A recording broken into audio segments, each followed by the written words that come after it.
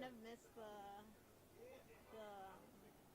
that story you told about your mom introducing you to Jeff Buckley. Great. Well, yeah. Okay. I know, I really liked it, and I didn't Really? record it, so I was kind of bummed out. If I'm being completely honest with you, it wasn't me. I'd love to say that I discovered Jeff Buckley for myself. Mm-hmm. It wasn't me. My mum, she's a bit of an insomniac, I guess, in some ways, and she'll stay up really late. And one particular night, she saw this documentary about Jeff, and it was from that was where the seed kind of was planted. That was where that was where I got switched onto it, and she bought me the Grace album that Christmas. Oh, she bought you it? When I first listened to it, I was like, yeah, maybe I was a bit too young. How old were you?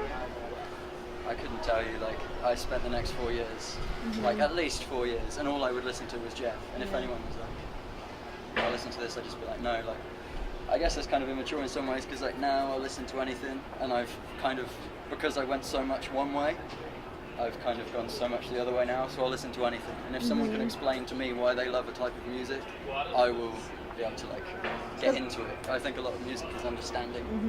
You know, once you understand why somebody likes something, it's easy to like it. And I just noticed, I don't know if it's because you were singing his song or something, but just something in your voice and the way you sing, I felt like carries a lot of, I don't know, just, you know, letting go. I feel like some singers are a little... I don't think you can sing the kind of, in the way Buckley sung, if you're thinking about it, you know, because when you first start trying to do Buckley songs, you are thinking, you're like trying to copy him and stuff, but after a while you realise, and I guess it was when I stopped just practicing, like now I'm just kind of a bit more casual about everything, and I'll just sort of let it rip. I don't think about things, I try not to worry, and I try not to think about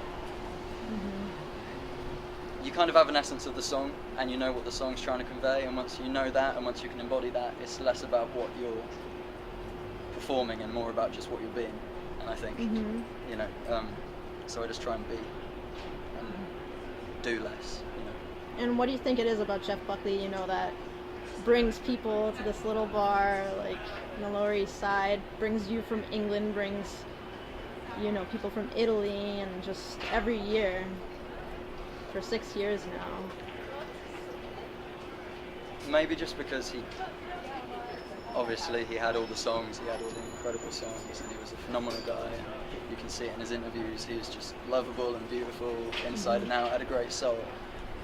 But because maybe he only had, you know, one official album and then all the, you know, the stuff that you can dig up, maybe people just aren't ready to let go. Maybe they just want to keep coming back here as like a pilgrimage, because when there is something that beautiful, you just want to sort of cling on to it.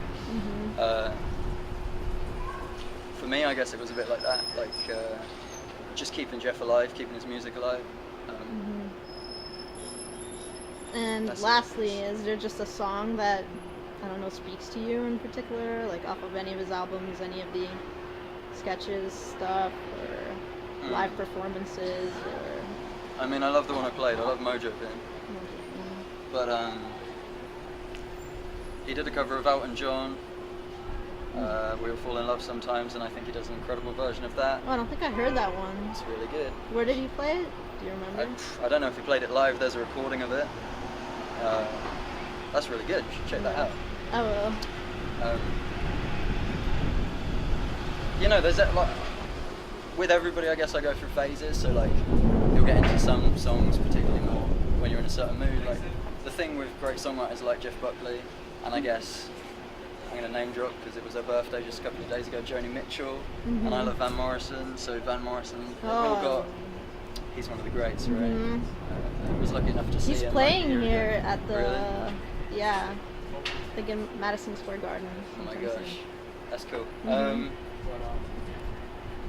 That none of them have like one kind of thing that they just regurgitate. They just embody humanity, and in that is every kind of emotion, every kind of element of every possible spectrum of being you can possibly imagine. So there's no kind of like, which is your favourite Buckley song, because I love all of them at certain times, I guess. No, yeah, that was a silly question.